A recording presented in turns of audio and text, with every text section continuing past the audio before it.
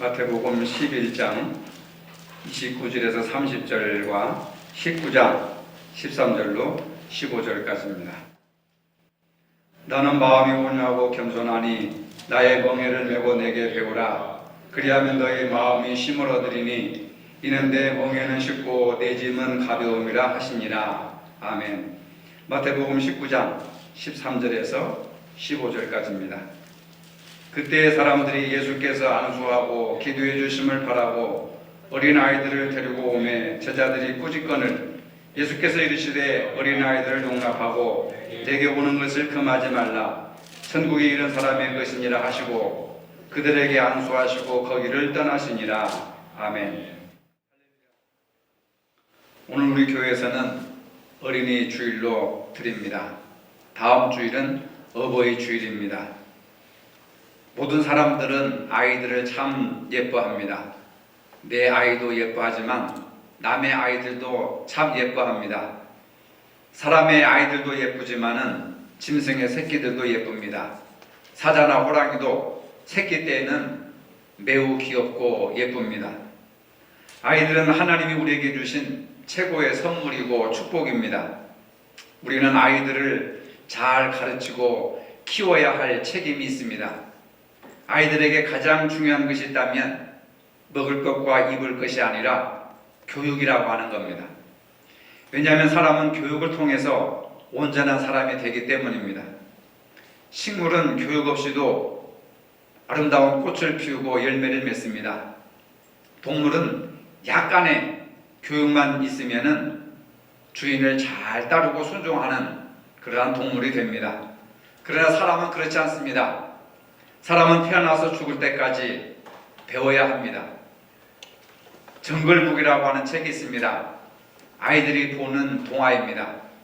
어떤 부모가 밀림에서 아이를 잃어버렸는데 신기하게도 그 아이를 늑대들이 데려다가 키웠습니다. 나중에 사람들이 그 아이를 발견하고 인간 세계로 데려와 키웠지만은 온전한 사람으로서 돌아오지 못했습니다. 그 아이들은 모든 행동이 늑대처럼 되었습니다. 먹고 행동하고 살아가는 방식이 늑대처럼 되었습니다. 늑대인간이라고 하는 영화 드라마도 있었습니다. 사람은 교육의 양과 질에 따라서 얼마든지 다른 사람이 될 수가 있습니다. 우리 인간에게 가장 중요한 것이 있다면 그것은 바른 교육입니다. 사랑도 교육을 통해 배우고 용서도 인격도 심지어는 신앙도 교육을 통해서 배우게 됩니다. 철학자 소크라테스는 사람을 4단계로 나누어서 우리에게 중요한 교훈을 주고 있습니다. 어려서는 겸손하라는 것입니다. 겸손은 어려서부터 배워야 한다는 것이죠. 또 혈기가 왕성한 젊을 때에는 온유하라고 합니다. 젊은 청년 시절에 온유하기는 굉장히 힘듭니다. 장년이 되어서는 공정하라고 합니다. 좌로나 우로나 치우치지 않고 중심을 잡고 욕심에 사로잡히지 않게 해서는 공정하게 살아야 된다. 그리고 나이 들어 늙어서는 신중하라고 합니다. 나이 들어 말에 행동에 판단에 실수할까봐 신중하라고 교훈을 합니다. 이처럼 사람은 어려서부터 나이 들기까지 마땅히 갖추어야 할 성품이 있습니다. 오늘 본문에서 예수님께서 친히 말씀하신 것은 온유한 자가 되라. 온유한 자가 복이 있다. 이렇게 말씀하십니다. 온유는 행복의 근원이요 행복의 뿌리라고 할 수 있습니다. 온유라는 말은 대단히 중요한 말입니다. 짐승도 잘 길들여지면 온유해집니다. 사람도 좋은 성품의 사람을 온유하다고 합니다. 그 사람 성품이 참 온유하다. 심지어는 하나님께도 온유한 하나님이라고 합니다. 하나님을 겸손한 하나님이라고 하진 않습니다. 하나님의 속성 중에 하나가 온유하신 하나님. 예수님도 나는 마음이 온유하고 겸손하니 예수님의 마음의 성품 중에서도 번져된 것이 온유라고 하는 겁니다. 그만큼 온유라는 말은 하나님께도 쓰는 소중한 덕목입니다. 온유라는 말은 무엇을 가지고 있을까? 온유라는 말은 자기를 스스로 다스리는 것을 말합니다. 우리는 남을 다스리기는 쉽습니다. 부하들을 다스리고 자녀들을 다스리고 하숙 사람들을 다스리고 직장에 있는 사람들을 다스리는 것은 참 쉽습니다. 그런데 자신을 다스린다고 하는 것은 매우 어렵습니다. 누가 자신을 다스립니까? 자신이 최고인데, 자신이 주인이고 왕인데 누가 나를 다스리겠습니까? 온유라는 말은 셀프 컨트롤이라고 하는 말과 같은 개념으로 쓸 수가 있습니다. 자기 자제력, 자제 능력, 다시 말해서 본능적인 강한 충동을 스스로 잘 다스릴 수 있고 잘 제어할 수 있는 사람을 가리켜서 온유한 사람이라. 요즘 말로 말하자면 감정을 잘 다스리는 EQ가 높은 수준의 사람, 높은 감성 기술을 가진 사람을 온유한 사람이라 이렇게 말합니다. 예를 들면 이런 것입니다. 온유는 사나운 물음에 대해서 부드럽게 대답하는 사람, 상대방이 아주 화가 나고 격동적으로 공격해 올 때 부드럽게 상대해 줄 수 있는 사람, 상대방이 싸움을 걸어오고 육두문자를 써오면서 거칠게 도전해 와도 부드럽게 유연하게 대처할 수 있는 사람이 온유한 사람이라는 겁니다. 온유한 사람에게 온유하게 대하는 것은 진정한 온유가 아닙니다. 과격한 사람 앞에서 부드러워질 수 있는 것, 화난 사람 앞에서 의연하고 부드럽게 유연하게 대처할 수 있는 사람, 이것이 바로 온유함입니다. 하지만 안타깝게도 타락한 인간은 온유를 잃어버리고 살고 있습니다. 이 온유를 회복하기 위해서는 긴 훈련을 통해서 이루어집니다. 다듬어져야 할 인격입니다. 바위돌을 다듬고 거친 무쇠를 다듬어서 하나의 조각품이나 예술품을 만들어내는 것처럼 온유는 하루아침에 이루어지는 것이 아니라 평생 동안 우리가 훈련을 통해서 길러져야 되고 또 다듬어져야 할 그러한 성품입니다. 배우고 가르치고 생각하고 실패를 거듭하면서 다듬어지고 훈련하고 해야 될 그러한 보석과 같은 성품입니다. 우리는 성품에 대해서 말할 때마다 나는 타고난 성품이고 그 사람은 타고난 성품이기 때문에 어찌할 수 없어, 그렇게 살다가 죽는 것이다, 그렇게 생각하고 포기해버립니다. 그러나 근본적으로 보면 성품이 좋은 사람으로 태어난 사람이 있고 과격한 성품을 가지고 태어난 사람도 있습니다. 이것은 본성이 아닙니다. 문제는 한평생 살면서 온유를 배우는 것입니다. 학습하는 것입니다. 온유는 평생 익혀나가야 할 귀중한 덕목입니다. 민수기 12장 3절에 보면은 하나님께서 모세에게 말씀하십니다. 이 사람 모세는 온유함이 지면의 모든 사람보다 더하더라. 하나님께서 모세의 온유함을 온 인류 중에서 가장 온유함이 뛰어난 사람이라고 인정하셨습니다. 하나님이 인정한 온유입니다. 그런데 여러분들 잘 아시는 바와 같이 모세가 본래 온유한 사람이 아니었습니다. 모세는 바로의 궁전에서 공주의 아들로 성장합니다.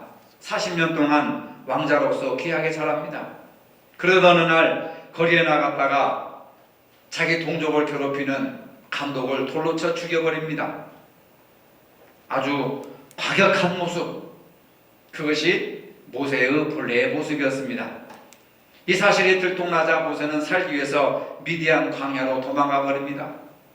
그곳에서 40년 동안 양을 칩니다. 자기 기업도 아닌 처갓집 양을 40년 동안 먹이는 목자가 됩니다. 이 40년 동안 낮아지고 깨어지고 다듬어져서 온유한 성품을 소유하게 됩니다. 온유한 사람이 되는 기간이 무려 40년이라는 세월이 필요했습니다. 민수기 12장이 이런 내용이 나옵니다. 모세가 에티오피아 여자를 소실로 취하게 됩니다. 지금 같으면 모든 공직에서 물러나야 되고 여론의 문매를 맞는 파렴치 않은 인간으로 취급을 받습니다. 어디까지나 모세의 실수입니다. 그런데 이 모세의 실수를 가장 비난한 사람이 누나 미리암이라는 사람입니다. 말할 수 없는 폭언과 인격을 모독하고 말할 수 없이 공격을 하고 비난을 합니다. 그런데 모세는 잘 참고 잘 견뎌냈습니다. 온유했습니다. 하나님께서 모세의 온유함을 인정하십니다. 그리고 온 천하에 모세와 같이 온유한 사람이 없느니라 인정을 해주셨습니다. 그리고 모세를 민족의 지도자로 삼으셨습니다. 온유함은 실수와 실패와 고통과 시련과 역경을 통해서 다듬어지는 보석과 같은 성품입니다. 모난 돌이 정이 맞는다는 말이 있습니다. 이래저래 많은 정을 맞고 매를 맞고 온유하고 겸손하게 됩니다. 산에는 울퉁불퉁한 돌멩이들이 있고 날카로운 돌멩이들이지만 바닷가의 조약돌을 보십시오. 모나고 울퉁불퉁하고 날카로운 돌멩이가 단 하나도 없습니다. 조약돌 바둑알과 같이 부드럽고 갈리고 갈려서 그냥 어린아이 손처럼 부드럽고 부드러운 것이 바닷가의 조약돌입니다. 그 수많은 파도에 밀려서 서로 부딪히면서 갈리면서 깎여나가고 온유한 아름다운 조약돌이 되는 겁니다. 잠언 16장 23절에 말합니다. 노하기를 더디하는 자는 용사보다 낫고 자기의 마음을 다스리는 자는 성을 빼앗는 자보다 나으니라. 성을 빼앗는 자보다 자기 마음을 다스리는 자가 더 강한 사람이라고 하는 말입니다. 근데 우리는 자신의 마음을 다스리려고 하지 않고 남을 다스리려고 합니다. 남을 지배하려고 합니다. 남을 정복하려고 합니다. 성을 빼앗는 용사보다 자기 마음을 다스리는 온유한 사람이 훨씬 강한 사람이라는 사실입니다. 어떤 사람이 하나님의 말씀을 잘 듣고 순종하는 사람입니까? 강한 사람입니까? 싸움을 잘하는 사람입니까? 용기 있는 사람입니까? 힘 있는 사람입니까? 아닙니다. 온유한 사람입니다. 온유해야 하나님의 말씀을 들을 수 있고 온유해야 순종할 수 있습니다. 온유해야 다른 사람의 말을 경청할 수 있고 온유해야 서로 배려하고 섬기고 사랑할 수가 있습니다. 자신의 마음을 비우고 낮추어야 하나님의 말씀을 들을 수가 있습니다. 온유하지 아니하면 사랑하지도 못합니다. 온유하지 않으면 사랑받을 줄도 모릅니다. 배우는 마음, 받아들이는 마음이 온유한 마음입니다. 그래서 온유한 자는 범사에 배울 수 있고 모든 경우에서 지혜를 얻습니다. 온유한 자에게 주시는 축복은 이렇습니다. 땅을 기업으로 받는다. 땅을 기업으로 받는다는 말씀은 땅을 내 소유로 삼고 그것으로 인해서 즐긴다는 말입니다. 온유는 그 자체가 축복입니다. 하나님이 주신 선물입니다. 많은 시련을 통해서 내게 주시는 놀라운 선물입니다. 다듬고 가꾸고 배우고 익혀서 온유한 성품에 도달하면 땅을 차지하게 됩니다. 땅을 다스리는 권세를 허락하십니다. 온유한 자는 복이 있나니 하나님께서 그에게 땅을 다스리는 땅을 기업으로 소유권을 주시겠다고 말씀하셨습니다. 어른들이 아이들에게 배워야 할 특성이 있습니다. 겸손입니다. 어린아이는 어른들보다 겸손합니다. 하나님은 교만한 자를 대적하시고 겸손한 자에게 은혜를 베푸십니다. 성경에는 자기를 낮추는 그이가 천국에서는 큰 자니라 이렇게 말하고 있습니다.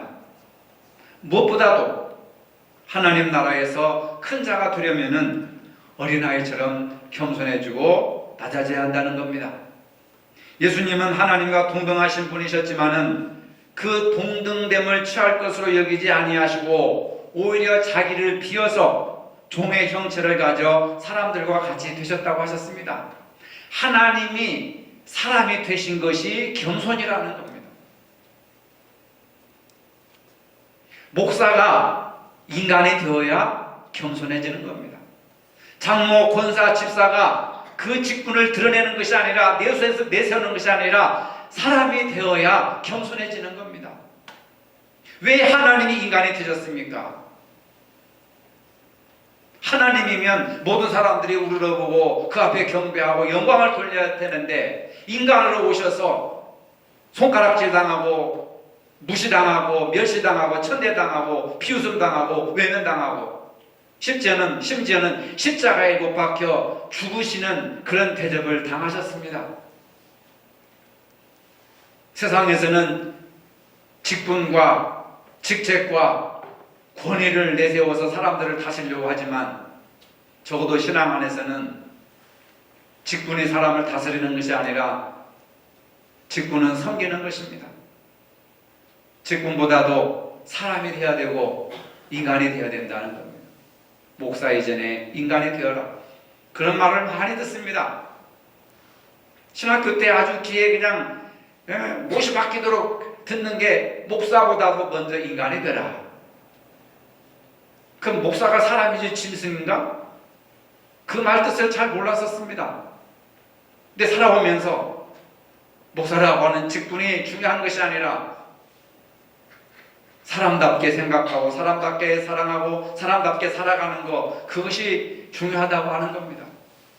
목사가 사람이 되지 못하면 괴물이 되고 맙니다. 자기가 스타가 되고 자기가 주인공이고 자기가 예수님과 동등한 자리에 앉아있다고 생각합니다. 그걸 권위라고 생각합니다. 절대로 아닙니다, 여러분. 장로, 권사, 집사도 마찬가지입니다. 오히려 자기를 비워 종의 형체를 가져 사람들과 같이 되셨습니다. 예수님의 궁극적인 목적은 사람이 되는 겁니다. 근데 우리는 자꾸 사람 되는 것을 수치스럽게 생각하고 부끄럽게 생각하고 신이 되려고 노력합니다. 인간은 신이 될 수가 없습니다. 언제나 인간이 되었을 때 하나님께서 예수 그리스도를 지극히 높여 모든 이름 위에 뛰어난 이름을 주시고 모든 사람이 그 앞에 무릎을 꿇게 하셨습니다. 낮아지니까 하나님이 높여주셨습니다. 사람들은 겸손하면 손해를 본다고 생각합니다. 겸손은 힘이 없고 그래서 매력이 없다고 생각합니다. 자기를 드러내고 자기 스스로 높아져야 유익이 있다고 생각합니다. 그러나 오히려 낮아지고 섬기면 그것이 높아지는 힘이 됩니다. 섬기면 커지고 종이 되면 으뜸이 됩니다. 역설적인 진리입니다. 낮아지면 낮아질수록 더 높아지고 주면 줄수록 더 풍성해지는 것이 성경의 진리입니다. 오병이의 기적으로 5,000명을 먹이고 12광주리를 남기신 주님께서 베풀면 베풀수록 더욱더 풍성해지는 겁니다. 겸손이 우리에게 주는 유익은 이렇게 풍성해집니다. 겸손하면 존귀한 자리에 이르게 됩니다. 잠언 18장 12절에 보니까 마음의 교만은 멸망의 선봉이요 겸손은 존귀의 앞잡이니라. 여러분, 낮아지면 하나님이 높여주십니다. 겸손하면 재물과 영광과 생명을 얻게 됩니다. 역시 잠언 21장 4절에 겸손과 여호와를 경외함의 보응은 재물과 영광과 생명이니라. 솔로몬이 왕이 되어서 먼저 하나님 앞에 겸손하게 제사를 드리고 듣겠습니다 말씀하옵소서 하니까 지혜를 주시고 그 구하지 아니한 부귀와 명예와 장수의 축복도 주셨습니다. 겸손하는 높임을 받고 인정을 받습니다. 야고보서 4장 10절에 주 앞에서 낮추라 그리하면 주께서 너희를 높이시리라. 주님 앞에서 겸손해지면 주님께서 너희를 높여주실 것이다. 스스로 높아지려고 하지 말아라 하는 말입니다. 겸손하면 천국에서 큰 자라 일컬음을 받는다고 말씀하셨습니다. 마태복음 18장 4절에 그러므로 누구든지 이 어린아이와 같이 자기를 낮추는 그이가 천국에서 큰 자니라 말씀하셨습니다. 그리고 겸손하면 기도의 응답을 쉽게 받습니다. 시편 17절에 여호와여 주는 겸손한 자의 소원을 들으셨으니 저희 마음을 예비하시며 귀를 기울여 들으시고 겸손한 자의 소원을 들으시는 하나님, 겸손한 자의 기도를 귀 기울여 들으시는 하나님. 겸손하면 풍성해집니다. 우리가 억지로 높아지려고, 다른 사람들에게 인정을 받으려고, 영광을 받으려고, 재물과 영광을 얻으려고 하지 않아도 됩니다. 겸손함은 이것들은 우리에게 주어지는 하나님의 은혜의 선물입니다. 겸손은 강력한 힘이 있습니다. 이것은 인간들의 지혜가 아닙니다. 하나님의 말씀이시고 하나님께서 보장해 주시는 약속의 말씀이십니다. 하나님은 겸손이라고 하는 그릇 위에 소중한 축복을 부어주시는 그런 분이십니다. 겸손한 자만이 하나님께 인정을 받을 수 있고 하나님께서 맡겨주신 것을 관리할 수가 있습니다. 겸손한 자만이 물질을 잘 관리할 수 있고 겸손한 자만이 우리에게 주신 시간을 잘 활용할 수가 있습니다. 오만한 자는 물질 관리도 못하고 시간 관리도 못하고 자기 마음 관리도 못하고 아무 관리도 못합니다. 그 즉흥적으로 충동적으로 마음 가는 대로 살기 때문에 남에게 상처를 주고 자신도 상처를 입고 인생을 불행하게 살아가는 경우가 얼마나 많은지 모릅니다. 하나님은 겸손한 자의 삶을 회복시키십니다. 겸손은 내가 가장 소중하다고 생각하는 것을 붙잡고 있었던 그것을 내려놓고 하나님 앞에 내려놓고 하나님이 나의 주인이시며 하나님이 나의 전부가 되십니다 라고 하나님을 의지하는 것이 겸손의 삶입니다. 나는 저 사람보다 돈이 없어, 나는 저 사람보다 배운 게 없어, 나는 저 사람보다 가진 게 없어, 이것이 겸손이 아닙니다. 내가 가장 소중하다고 생각하는, 가장 중요하다고 생각하는 그 보물을 하나님 앞에 내려놓고 하나님을 신뢰하고 하나님을 의지하는 것, 이것이 바로 겸손이라고 하는 거예요. 하나님께서 맡겨주신 것을 관리할 수 있습니다. 물질도 하나님이 맡겨주시고 우리의 시간도 하나님이 맡겨주시고 우리의 가정도 자녀도 다 하나님께서 우리에게 위임하신 겁니다. 우리의 것이 아닙니다. 하나님의 것입니다. 모든 것이 다 하나님께로부터 왔습니다. 우리의 생명도 하나님께로부터 왔습니다. 겸손하게 우리에게 맡겨준 것을 하나님께 내어놓고 맡아 주관하여 주시옵소서 하면서 하나님을 의지하며 살아가는 것, 이것이 겸손한 신앙의 모습입니다. 그런데 우리는 움켜쥐고 그것을 내려놓지 못합니다. 더 큰 것을 주시옵소서, 더 큰 것을 주시옵소서. 우리의 욕심은 눈덩이처럼 불어나고 있습니다. 하나님은 겸손한 자의 삶을 회복시키십니다. 겸손은 우리가 붙잡고 있었던 모든 것을 하나님 앞에 내어놓고 나의 주인이신 하나님만 의지하며 사는 삶이 겸손한 삶입니다. 나보다 더 위대하신 분 앞에 나의 모든 것을 전적으로 맡기는 삶이 겸손한 삶입니다. 그분의 인도하심을 믿고 신뢰하는 삶이 바로 겸손한 삶입니다. 오늘 어린이 주일을 맞이하여서 우리에게 진정으로 필요한 성품이 무엇인지 살펴보았습니다. 예수님의 성품은 나는 온유하고 겸손하니 내게 와서 배우라고 말씀하셨습니다. 여러분들이 신앙생활 하시면서 뭘 배우셨습니까? 예수님에게서 뭘 배우시고 계십니까? 앞으로 뭘 더 배우려고 신앙생활을 하고 계십니까? 나는 온유하고 겸손하니 내게 와서 배우라. 주님께 와서 온유함과 겸손함을 배우라는 거예요. 그런데 우리는 배우려고 하지 않습니다. 이것 없이도 잘 먹고 잘 살 수 있으니까 더 큰 것을, 더 많은 것을, 욕심을 채우기 위해서 우리가 살아가고 있는 우리의 잘못된 모습을 볼 수가 있습니다. 오늘 우리들도 주님의 성품인 온유와 겸손의 성품을 길러야 합니다. 평생 이것을 배워야 합니다. 온유한 자가 땅을 기업으로 차지할 것입니다. 겸손한 자가 하늘나라에 들어갈 것입니다. 온유와 겸손이라는 두 날개를 가지고 높이 날아야 합니다. 이것이 우리에게 필요한 성품이고 주님께서 우리에게 요구하시는 귀중한 말씀인 줄로 믿으시기를 바랍니다. 거룩하신 주님, 오늘 어린이 주일을 맞이하여 온유와 겸손의 성품을 가지고 살아갈 수 있도록 도와주시옵소서. 온유함으로 땅을 차지하는 축복과 겸손함으로 천국에 이르는 복을 누리게 하여 주시옵소서. 예수님의 이름으로 기도합니다. 아멘. 온유와 겸손의 성품으로 살기를 원하는 모든 성도들에게 이제로부터 영원토록 함께 하시기를 축원하옵나이다. 아멘.